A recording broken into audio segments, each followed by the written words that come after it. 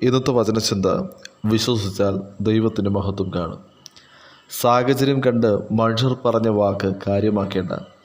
വിശ്വാസത്തിൻ്റെ നായകനും പൂർത്തി വരുത്തുന്നതുമായ കർത്താവ് യേശുക്രിസ്തുവിൻ്റെ വാക്ക് കാര്യമാക്കുക.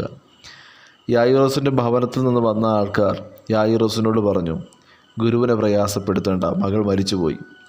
എന്നാൽ യേശു പറഞ്ഞു, അവർ പറഞ്ഞ വാക്ക് കാര്യമാക്കേണ്ട, വിശ്വസിച്ചാൽ ദൈവത്തിൻ്റെ മഹത്വം കാണും. യേശുക്രിസ്തുവിൻ്റെ വാക്ക് വിശ്വസിച്ച യായിറോസ് ദൈവത്തിൻ്റെ മഹത്വം തൻ്റെ ജീവിതത്തിൽ കണ്ടുവെങ്കിൽ, വചനം ശ്രവിക്കുന്ന താങ്കളുടെ ജീവിതത്തിൽ മനുഷ്യരുടെ വാക്ക് കാര്യമാക്കാതെ ദൈവത്തിൻ്റെ വാക്ക് കാര്യമാക്കുവാൻ താങ്കൾ തയ്യാറായാൽ, തിരുവചനം പറയുന്നു, ഞാൻ ദൈവമായും നിങ്ങൾ എനിക്ക് ജനമായും ഇരിക്കും. നിങ്ങൾ നന്നായിരിക്കേണ്ടതിന് ഞാൻ നിങ്ങളോട് കൽപ്പിച്ചിട്ടുള്ള വഴികളൊക്കെയും നടപ്പിൻ. വിശ്വസിക്കുന്നവർ ദൈവത്തിൻ്റെ മഹത്വം കാണും. ആലയത്തിൽ ധൂപം കാണിക്കുന്ന സഖരിയാവിനോട് ദൈവം ഇടപെട്ടു, സഖരിയാവേ, നിന്റെ പ്രാർത്ഥനയ്ക്ക് ഉത്തരമായെന്ന്. എലിസബത്തിനോട് ചോദിച്ചാൽ എലിസബത്ത് പറയും, എല്ലാറ്റിനും ഒരു സമയമുണ്ട്. നിന്ദിക്കപ്പെടുവാൻ ഒരു സമയമുണ്ടെങ്കിൽ മാനിക്കപ്പെടുവാനും ഒരു സമയമുണ്ട്. പ്രാർത്ഥനയുടെ മറുപടി നാം പ്രതീക്ഷിച്ച സമയത്ത് വെളിപ്പെട്ടില്ല എങ്കിലും ദൈവത്തിൻ്റെ തക്ക സമയത്ത് മറുപടി വെളിപ്പെടും.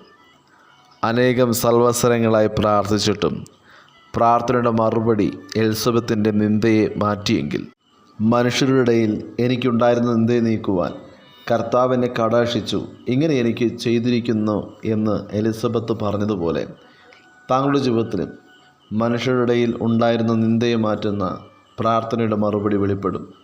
വിശ്വസിച്ചാൽ ദൈവത്തിൻ്റെ മഹത്വം കാണും.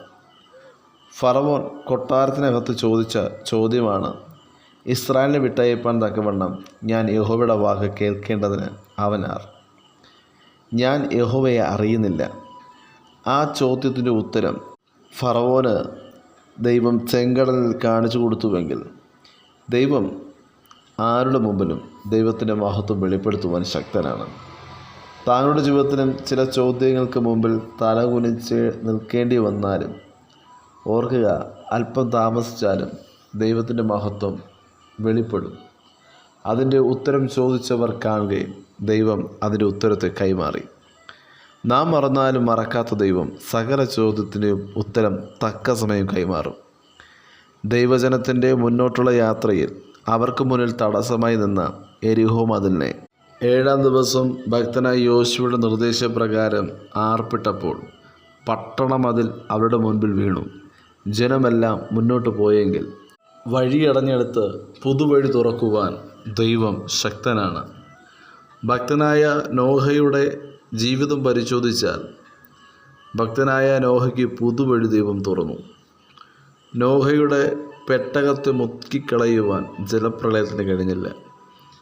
നോഹയുടെ പെട്ടകത്തെ ഓർത്ത ദൈവം 7-ാം മാസം 17-ാം തീയതി പെട്ടകത്തെ അരാരത്ത് പർവ്വതത്തിൽ ഉറപ്പിച്ചുവെങ്കിൽ, ഈ 7-ാം മാസം വാഗ്ദത്തത്തിലേക്ക് യാത്ര ചെയ്യുന്ന താങ്കൾക്ക് മുന്നിൽ തടസ്സമായി നിൽക്കുന്ന യെരിഹോ മതിലുകൾ താങ്കളുടെ മുൻപിൽ വീഴും.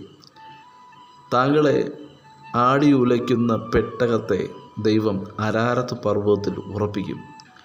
വിശ്വസിച്ചാൽ വാഗ്ദത്തങ്ങൾ ദൈവം പൂർത്തീകരിക്കും. വാഗ്ദത്തമുള്ള ദൈവിക സ്വപ്നമുള്ള ഭക്തനായ യോസേഫിനെ പൊട്ടക്കിണറ്റിലിട്ടാലും പ്രാർത്ഥനയുടെ മറുപടി നൽകുന്ന ദൈവം തക്ക സമയത്ത് ഭക്തനെ പുറത്തു കൊണ്ടുവരും. പ്രാർത്ഥിക്കുന്നവനെ, വാഗ്ദത്തമുള്ളവനെ, ദൈവിക സ്വപ്നമുള്ളവനെ, ദർശനമുള്ളവനെ എത്ര ആഴത്തിലിട്ടാലും കാരാഗൃഹത്തിലടച്ചാലും തക്ക സമയമാകുമ്പോൾ ദൈവം അവരെ പുറത്തു കൊണ്ടുവരും. ബഥാനിയയിൽ ലാസറിന് ദീനമുണ്ടായപ്പോൾ സഹോദരിമാർ കർത്താവ് യേശുക്രിസ്തുവിൻ്റെ അരികിലേക്ക് ആളയച്ചു. കർത്താവ് പറഞ്ഞു, ഈ ദീനം മരണത്തിനായിട്ടല്ല, ദൈവപുത്രൻ മഹത്വപ്പെടേണ്ടതിന് എന്ന് പറഞ്ഞു. എന്നാൽ ലാസർ മരിച്ചു. ലാസറിനെ അടക്കി 4-ാം ദിവസം കർത്താവ് വന്നു.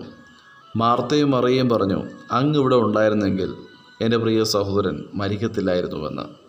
എന്നാൽ യേശു പറഞ്ഞു, കല്ലുരുട്ടി നീക്കുവിൻ. മാർത്ത പറഞ്ഞു, നാറ്റം വച്ചിട്ടുണ്ടാവും, മൃതദേഹം ദുർഗന്ധം വച്ചിട്ടുണ്ടാകും. യേശു പറഞ്ഞു, വിശ്വസിച്ചാൽ നീ ദൈവത്തിൻ്റെ മഹത്വം കാണും. ലാസറെ പുറത്തുവാ എന്ന് പറയുമ്പോൾ ദൈവപുത്രൻ്റെ മഹത്വം ബഥാനിയിൽ മുഴുവനും വ്യാപരിച്ചുവെങ്കിൽ, താങ്കളുടെ ജീവിതത്തിനകത്തും ദൈവത്തിൻ്റെ മഹത്വം വെളിപ്പെടും. ദൈവിക പ്രവൃത്തി താങ്കളുടെ ജീവിതത്തിൽ സംഭവിക്കും. വിശ്വസിച്ചാൽ ദൈവത്തിൻ്റെ മഹത്വം കാണും. പ്രതീക്ഷകൾ അസ്തമിക്കുന്ന സ്ഥാനത്ത് കർത്താവ് യേശു ക്രിസ്തുവിനെ മുഖത്ത് നോക്കി വിശ്വാസത്തിൻ്റെ വാക്കുകൾ വിളിച്ചു പറയുക, അവ സംഭവിക്കും. ഈ നാളുകളിൽ ദൈവത്തിൻ്റെ മഹത്വം കണ്ണാൽ കാണുവാൻ, അനുഭവിപ്പാൻ വചനം ശ്രവിക്കുന്ന ഏവർക്കും കർത്താവ് കൃപയും അധികാരവും നൽകുമാറാകട്ടെ. God bless you. ആമേൻ.